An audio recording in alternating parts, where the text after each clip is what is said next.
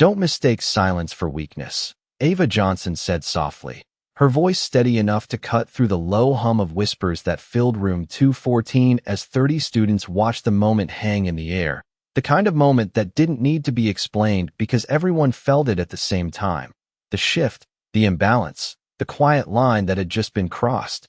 Chalk dust lingered near the board where her hand had paused mid-sentence. A half-written equation still waiting for completion, the fluorescent lights above casting a pale glow over rows of desks, over sneakers tapping nervously against tile, over phones subtly angled just enough to capture what no one dared to acknowledge out loud. At the center of it all stood Ethan Caldwell, posture loose, expression unreadable in that practiced way of someone who had never been told no, his last name carrying more weight in the building than any rule posted on the wall, more than any policy printed in the student handbook, more than the quiet authority Ava had built over years of showing up, day after day, for students who needed more than lessons. Ava turned slightly, not toward him, not toward the room, but back to the board, her fingers tightening briefly around the chalk before she finished the equation with a smooth, controlled motion, as if the world had not tilted even slightly, as if dignity could be written back into place line by line. A chair creaked somewhere in the back. A student exhaled too loudly, and then the room fell into that heavy stillness where every second stretched just a little too long. Outside the classroom windows, the late afternoon sun cut across the football field in long shadows, the distant sound of a whistle drifting in, normal life continuing just beyond the glass while inside. Something had shifted in a way that couldn't be undone. Ava set the chalk down with care, brushing her hands together once, the fine white dust catching in the light before disappearing, and when she turned to face the class, her expression was composed, calm, almost impossibly so, her eyes moving across each student as if anchoring them back to something steady, something safe. Page 142, she said, her tone even, instructive, the rhythm of teaching returning like muscle memory, and one by one, textbooks opened, pages turning, the sound soft but urgent, as if everyone understood without saying it that this was how the moment would be handled, how it would be survived. Ethan didn't move at first, didn't speak, but there was a flicker there, subtle, almost imperceptible, the first crack in a certainty he had carried his entire life, because nothing about this response fit the script he knew. The script where power was loud and control was immediate. The bell rang sharp and sudden, breaking the tension into pieces as students gathered their things faster than usual, avoiding eye contact, slipping past the edges of the room like they were leaving something unfinished behind. Ava remained by the desk, hands resting lightly on the wood, watching the last student step into the hallway, where voices returned, lockers slammed, and everything sounded normal again. But inside room 214, in the quiet that followed, the equation on the board was no longer the most important thing that had been written that day, and somewhere beneath the surface of that calm, something else had already begun to take shape, something patient, precise, and far from over. The hallway noise swallowed the moment the door closed behind the last student, lockers slamming in uneven rhythm, laughter echoing too loudly, as if normalcy could be forced back into place. But inside room 214 the silence settled deeper, heavier, pressing against the walls like something that refused to leave. Ava Johnson moved slowly, deliberately, gathering the papers from her desk into a neat stack, aligning the edges with careful precision, her fingers steady even as the faint chalk residue clung to her skin, a small, ordinary detail that felt strangely grounding. The clock above the whiteboard ticked forward, each second measured and undeniable, and she let it, did not rush, did not react, because reaction was expected, and expectation was a kind of trap she had learned to recognize long before this day. Outside, a group of students lingered just beyond the door, their voices lowered now, uncertain. One whisper, overlapping another, fragments of what they had seen already turning into versions of the story that would spread through the building by the end of the hour. Ava reached for her bag, a worn leather satchel resting against the side of her desk, the strap creased from years of use, and slid her lesson plan inside without looking, the routine motion anchoring her to something familiar. When she finally stepped into the hallway, the shift was immediate. Conversations cutting short, eyes darting away too quickly, others holding just a second too long, searching for something in her face, some sign of fracture, of anger, of anything that would make sense of what had happened. She gave them none of it. Her steps were measured, even, the sound of her shoes against the polished floor echoing softly as she moved past rows of lockers, past bulletin boards layered with announcements and faded flyers, past the front office where the receptionist glanced up and then down again, fingers pausing over the keyboard for a fraction of a second before resuming. The building felt the same and completely different all at once, as if every corner had absorbed the moment and was now holding it quietly, waiting. By the time she reached the parking lot, the late afternoon sun had dipped lower, casting long shadows across the rows of cars, the heat of the day beginning to soften into something cooler, more bearable. She unlocked her car, placed her bag on the passenger seat, and sat for a moment. Without starting the engine, her hands resting lightly on the steering wheel, her reflection faint in the windshield layered over the view of the empty spaces ahead. Her phone buzzed once in her bag, then again, notifications stacking one after another, but she did not reach for it, did not check the messages or the calls she already knew were coming, because urgency belonged to everyone else, not to her. Instead, she exhaled slowly, a controlled release, and turned the key, the engine starting, with a low, steady hum that filled the quiet. As she pulled out of the lot, the school receded in the rearview mirror, brick walls and glass windows shrinking with distance, but not disappearing, not yet. Across town, in a glass-walled office that overlooked the city, Ethan Caldwell stood with his back to the skyline, his phone in his hand, his jaw set in a way that suggested control but not comfort, while a voice on the other end spoke in measured tones about optics, about reputation, about how situations like this were handled, and he listened, or at least appeared to, nodding once even though no one could see him, because for the first time there was a variable he did not fully understand, something that had not responded the way it was supposed to.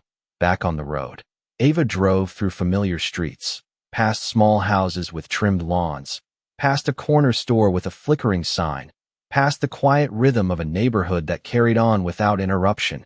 And when she reached her apartment building, she parked in her usual spot, gathered her bag, and stepped out into the cooling air, the sky shifting toward evening. Inside, her apartment was exactly as she had left it that morning, a small, clean space with a single lamp casting a warm glow over a wooden table, a stack of books arranged neatly beside an aging laptop that sat closed and waiting. Ava placed her bag down, slipped off her shoes, and stood there for a moment in the stillness, listening to the faint hum of the refrigerator, the distant sound of a television from another unit, the ordinary noises of a life that had not changed on the surface. Then she crossed the room, pulled out the chair, and opened the laptop, the screen lighting up her face in a cool blue glow as her fingers hovered above the keyboard for just a second before beginning to move, slow at first, then with increasing certainty, each keystroke quiet but deliberate, as if something long prepared was finally being set into motion. The glow of the laptop screen sharpened the edges of the room, turning the quiet into something focused, almost surgical, as Ava Johnson scrolled through folders that had not been opened in years, each file name precise, dated, organized with a discipline that did not belong to someone who had simply settled into routine. Her fingers moved steadily across the keyboard, pulling up archived documents, case notes, certifications that still carried weight even if no one in that building had ever asked about them. The soft clicking sound filling the apartment in a rhythm that felt intentional, controlled. Outside, a car passed, headlights sweeping briefly across the wall before fading. But Ava did not look up, her attention fixed on the screen where a blank document now waited, cursor blinking like a quiet signal that the next move was hers. She began to type, not fast, not rushed, but with a clarity that suggested every word had already been considered long before this moment. Language forming with precision, references aligning, structure taking shape in a way that did not leave room for interpretation or dismissal. Across town, the Caldwell residence stood lit from within, a wide modern structure set back behind a gated drive, where conversations were unfolding in low, controlled tones, the kind that never needed to be loud to carry authority. Ethan, standing near the edge of the living room while his father moved slowly between sentences, measured, composed, speaking about narrative, about perception, about how situations were managed when attention threatened to grow beyond the walls that usually contained it. A legal advisor sat nearby, tablet in hand, outlining options that sounded less like questions and more like expectations. Phrases like internal review and mutual understanding drifting through the air as if they had been used many times before. Ethan nodded. Once, then again, absorbing the strategy being laid out. But there was a tension in the way his hand tightened slightly around his phone, a subtle shift that did not go unnoticed even if it was not addressed.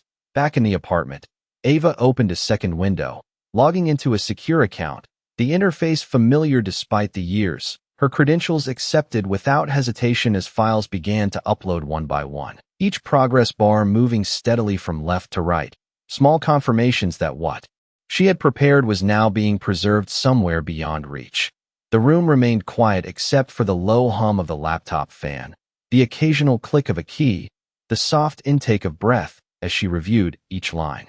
Before moving forward, she paused once, just briefly, her eyes lifting from the screen to the reflection in the dark window across from her, the faint outline of herself looking back, calm, present, unchanged on the surface, yet carrying something far more deliberate underneath. Then she returned to the document, scrolling to the top, reading through it in full, making minor adjustments, refining language that did not need emotion to be effective because it was built on something stronger than reaction. Hours passed without announcement, the sky outside shifting from deep blue to near black, the city settling into nighttime rhythms that did not interrupt her focus. When she finally leaned back, the document complete, the files secured, she rested her hands lightly on the edge of the table, not in exhaustion but in quiet acknowledgement of what had been set in motion across the city. Ethan stood alone now in the same room that had been filled earlier, the conversation over. Instructions given. Yet something lingered in the air that no strategy had fully addressed, and as he looked down at his phone again, the screen lighting his face, there was a message waiting that had not been there before, a notification from an unfamiliar sender, simple, direct, and impossible to ignore. While in her apartment, Ava closed the laptop slowly, the soft click echoing in the stillness, her expression steady as if she already understood that by morning, nothing would remain contained. Morning arrived without announcement, the sky pale and undecided as the city eased into motion, but inside the courthouse intake office the fluorescent lights were already bright, unwavering, casting a steady glow over polished floors and a row of metal chairs that held early arrivals speaking in hushed, practical tones.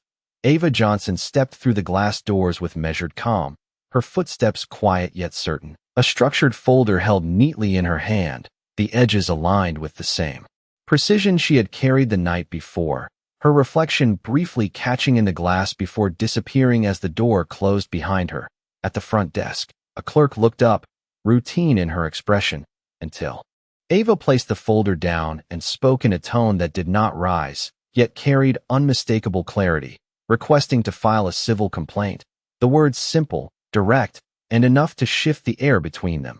Papers were reviewed, pages turned, eyes scanning lines that were not vague, not emotional, but exact, citing statutes, timelines, and documented evidence in language that did not leave room for reinterpretation. The clerk's posture adjusting almost imperceptibly as she processed what was being handed to her. Across town, Ethan Caldwell stood in front of a floor-to-ceiling window. The city stretched out beneath him in clean lines and moving traffic, his phone still in his hand from the message that had arrived hours earlier. The notification now opened, read, and reread, the subject line alone enough to disrupt the steady confidence he had carried into the morning.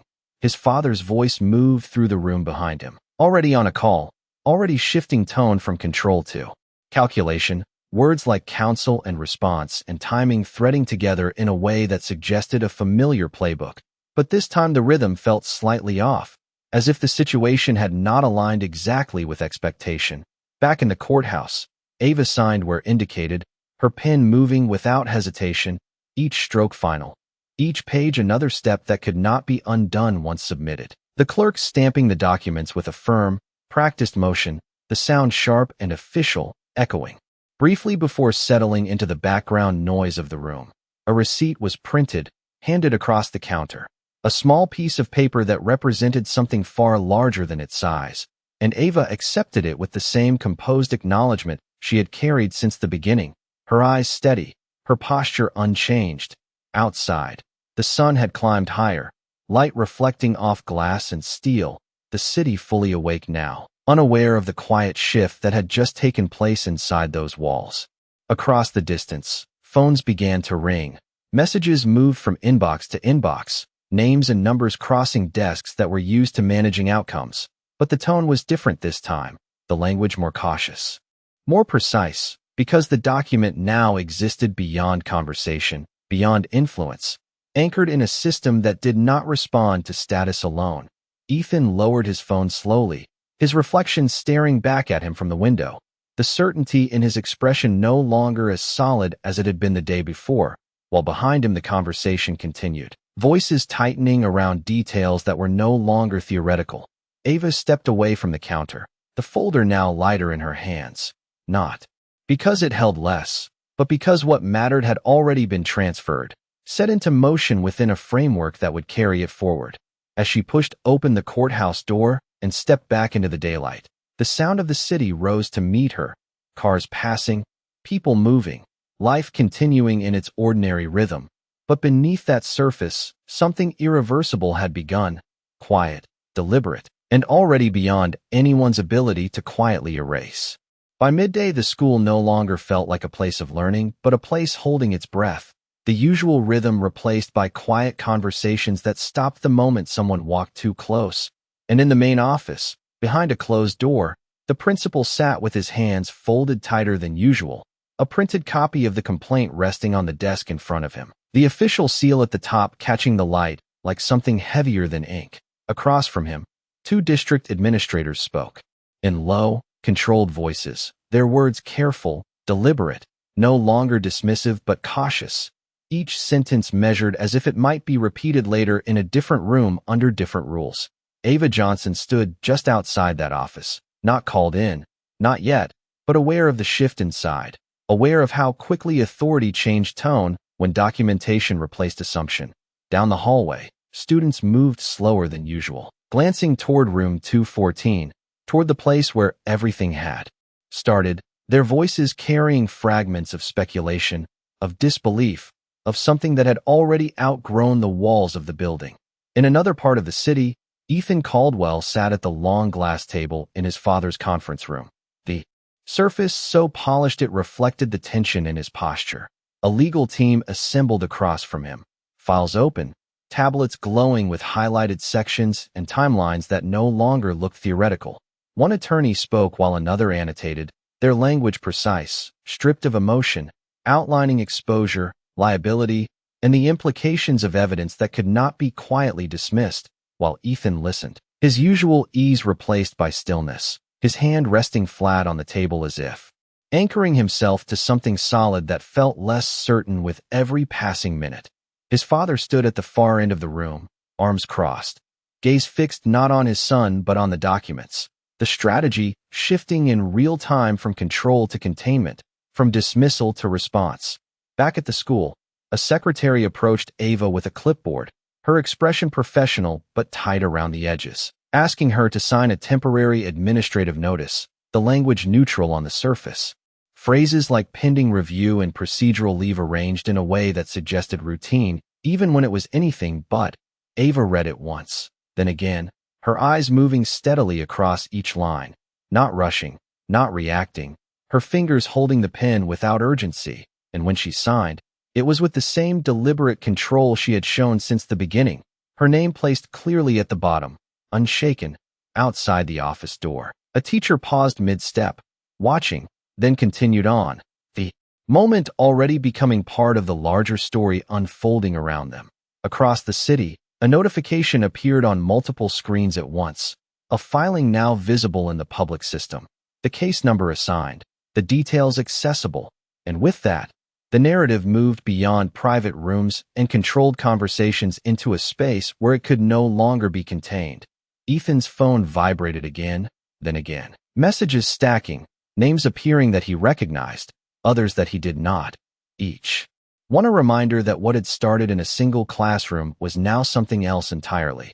He looked up, meeting his father's gaze for a brief second, and in that silence there was no instruction, no immediate solution, only the recognition that the situation had crossed a line that could not be stepped back from. Back in the hallway, Ava handed the clipboard back, her posture unchanged, her expression calm, and as she turned toward the exit, the light from the windows stretched across the floor in long, quiet lines, guiding her forward, not away, not retreating, but moving with the same steady intention that had brought her here. While behind her, the building continued to absorb the weight of what had already begun to unfold beyond its control. The evening settled slowly over the city, the light outside fading into a muted gray that softened edges and quieted noise. And inside Ava Johnson's apartment the silence returned, deeper now, heavier in a way that did not press, but surrounded, like water holding still. She sat by the window, not with her laptop this time, not with documents or screens, but with her hands resting loosely in her lap, fingers relaxed, the faint outline of chalk still visible along the creases of her skin, as if the day had left a trace it did not intend to erase. Across the room, the lamp cast a warm, steady glow, illuminating the small table, the neatly stacked books, the closed laptop that now held nothing urgent because what needed to be done had already been done.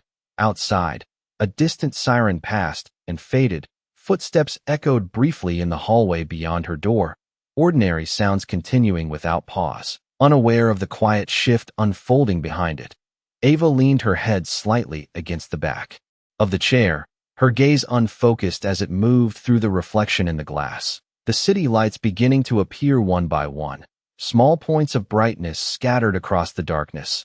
There was no visible tension in her posture, no restless movement, only stillness, the kind that did not come from avoidance but from clarity, as if the path ahead, uncertain as it might be, no longer required immediate reaction. Across town, in a room filled with soft lighting and controlled temperature, Ethan Caldwell sat alone now, the earlier presence of advisors and voices replaced by a silence that felt unfamiliar, his phone resting face down on the table as if turning it over could delay what waited on the other side. He leaned back in his chair, staring at the ceiling for a moment before lowering his gaze again, the reflection of the overhead light catching in his eyes, revealing something quieter than before, something less certain. The documents that had been spread across the table earlier were gone, but their weight lingered in the room, in the way his shoulders held slightly tighter, in the way his breath slowed as if measuring itself. Somewhere in the house, a door closed softly, footsteps moving down a distant hallway, but no one entered, no one interrupted. The space between moments stretched, not empty, but filled with something that had not yet found its shape. Back in her apartment, Ava reached for a glass of water, the movement unhurried, the sound of it setting back onto the table soft but distinct in the quiet, and for a brief second, her eyes closed, not in exhaustion, not in retreat, but in acknowledgement of everything that had passed and everything that had been set into motion. When she opened them again, the room was the same, unchanged, yet different in a way that could not be measured by objects or light, only by the absence of hesitation.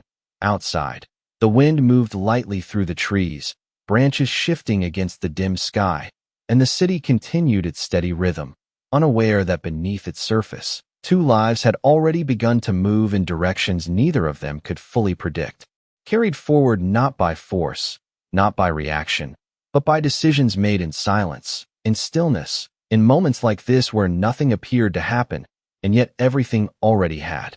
The next morning did not wait for anyone to be ready. It arrived sharp and immediate, the courthouse steps already filled with quiet movement as people in pressed suits and measured expressions passed through security, their conversations clipped and purposeful, and inside one of the upper rooms where the air felt cooler than necessary, Ava Johnson sat at the far end of a long table, a single folder placed in front of her, unopened, untouched, her posture upright, her hands resting calmly as if she had already settled into the rhythm of what was coming. Across the room, the door opened with a soft click and Ethan Caldwell stepped in, not alone this time. his presence framed by two attorneys whose expressions carried the kind of neutrality that came from experience, their eyes scanning the room quickly before settling into place, papers in hand, movements efficient, controlled. Ethan's gaze moved once, briefly, toward Ava, then away, as if the distance between them had become something measurable, something that no longer belonged to the same space. The room itself held a quiet tension, not loud, not visible, but present in the way chairs were pulled out more carefully, in the way documents were placed down with deliberate precision, in the way even the smallest sounds seemed to carry further than they should. A clerk entered, placed a stack of documents at the center of the table, and left without comment, the door closing again with that same soft finality. Ava reached forward then, not quickly, not hesitantly, but with a calm that suggested familiarity, opening her folder and aligning her papers with those on the table, her eyes moving across the text as if confirming what she already knew was there. Across from her, one of Ethan's attorneys began to speak, the tone measured, professional, outlining points that sounded structured, controlled, referencing procedures and interpretations, the language polished, practiced. But as the words continued, something subtle shifted, not in volume, not in pace, but in direction, as if the narrative they intended to guide had already begun to resist their control. Ava listened without interruption, her expression unchanged, her focus steady, and when the room finally paused, when the space opened for response, she spoke, not loudly, not forcefully, but with a clarity that carried further than volume ever could, her words precise, grounded in detail, referencing timelines, systems, and records that existed beyond opinion, beyond influence. Each sentence building quietly on the last. The effect was immediate, not dramatic, not explosive, but undeniable, a stillness settling over the table as the structure of the conversation shifted, as the balance that had been assumed at the start no longer held in the same way. Ethan's hand, resting near the edge of the table, tightened slightly, the smallest movement, but enough to reveal that the moment had reached him in a way nothing else had. Outside the room, footsteps passed, voices moved. The courthouse continued its steady rhythm, unaware of the quiet recalibration happening behind closed doors, where authority no longer moved in one direction, where control was no longer singular. Ava closed her folder gently when she finished, her hands returning to rest on the table, her posture unchanged, her presence steady, while across from her, the attorneys exchanged a glance that lasted just a fraction too long, their next words delayed by something they had not fully anticipated.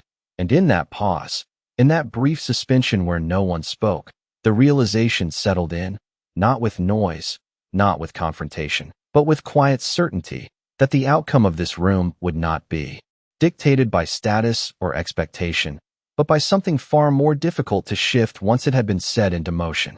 The room did not erupt. It shifted, slowly at first, like a structure adjusting under pressure it could no longer ignore, and the attorney across from Ava Johnson cleared his throat, his voice returning but no longer carrying the same quiet certainty, the edges softened by something less controlled, something closer to recalibration. He leaned forward slightly, fingers interlaced on the table, proposing what he framed as a reasonable resolution, his words careful, polished, offering terms that sounded substantial on the surface, a financial settlement that would, in his phrasing, allow all parties to move forward without prolonged conflict, without unnecessary exposure. The number was not small. It was presented as significant, as respectful, as final, but the way it was delivered revealed more than the amount itself. It revealed urgency disguised as generosity. Ava did not reach for the document, did not interrupt. She simply listened, her gaze steady, her posture unchanged, as if the offer existed in a separate space that did not yet require her acknowledgement. Across the table, Ethan Caldwell remained still, his eyes fixed not on the attorneys now, but on the surface of the table, the reflection faint and distorted, his jaw set in a way that suggested he understood more than had been said out loud. The attorney continued, adding language about mutual agreement, about discretion, about preserving reputations on all sides, each phrase layered carefully to suggest balance, to suggest fairness, to suggest closure. The room held its breath again, not in shock this time, but in anticipation of a response that would determine the direction from here.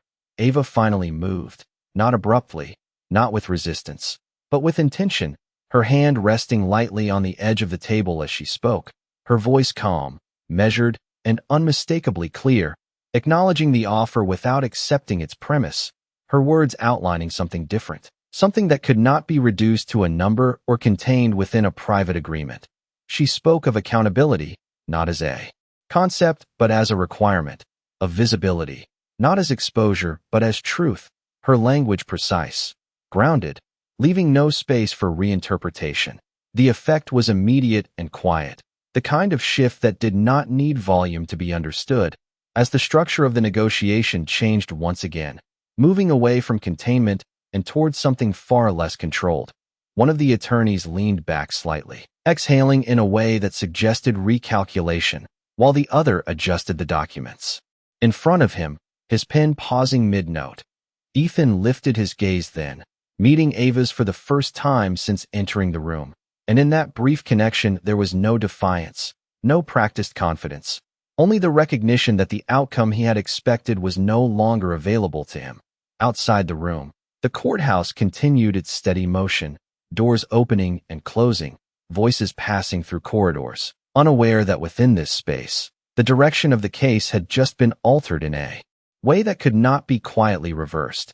Ava's hands returned to rest on the table when she finished, her posture unchanged, her presence steady, while the silence that followed stretched just long enough to confirm what everyone in the room now understood, that this would not end behind closed doors, that resolution would not come through convenience, and that what had begun as an incident contained within a single classroom had already moved beyond private agreement into something that required acknowledgement in the open, where control was no longer dictated by status, but by the truth that had been set into motion and could no longer be reshaped. The courtroom was quieter than expected, not empty, not still, but controlled, the kind of quiet where every movement carried weight, where even the turning of a page seemed deliberate, and at the center of it, Ava Johnson stood with the same calm presence she had carried from the beginning, her posture steady, her expression composed, as if the outcome had never been about a single moment, but about everything that followed it. Across the room, Ethan Caldwell sat beside his legal team, the polished confidence that once defined him now replaced by something less certain, his gaze lowered, his hands resting still, no longer signaling control but acknowledgement. The proceedings moved forward with measured precision, statements presented, evidence referenced, timelines clarified in language that did not rely on emotion because it did not need to, the truth already structured, already established in a way that could not be redirected. When the final ruling came, it was delivered, without spectacle, without raised voices or dramatic pause, just a clear, definitive statement that settled over the room like something both inevitable and earned. There was no visible reaction from Ava, no outward display of victory, only a quiet exhale that passed almost unnoticed, her hands remaining steady as she gathered her documents, aligning them once more with the same care she had shown from the start. Across from her, Ethan remained seated for a moment longer than necessary, the words still settling, the weight of them visible not in expression but in stillness, the absence of resistance speaking louder than any reaction could have. As the room began to shift, people standing, chairs moving, conversations resuming in low tones, Ava turned toward the exit, her steps unhurried, the sound of them soft against the polished floor, and when she reached the doorway, the light from the hallway framed her for just a second before she stepped through it, leaving the space behind without looking back. Outside, the courthouse steps were bright under the midday sun, the city alive with movement, cars passing, voices rising and falling in ordinary rhythm. Unaware, or perhaps already aware in ways that would continue to unfold, Ava paused briefly at the top of the steps, not to reflect, not to linger, but simply to exist in the open air, the light catching along her shoulders, the faint breeze moving through the space around her. Below, people moved past without stopping, without recognizing the quiet significance of what had just concluded, and that was the point, because this was never about recognition, never about spectacle. Somewhere behind her, the courthouse doors opened again, footsteps following, but she did not turn, did not wait. Her path already set, already moving forward. Across the street, a reflection caught briefly in a window, her figure passing through it before disappearing into the flow of the city. While behind her, within walls built to contain conflict, something had resolved not with noise, not with force, but with the quiet, undeniable presence of truth carried all the way through to its end, leaving nothing left to argue, nothing left to hide, only the stillness that follows when justice no longer needs to be spoken aloud.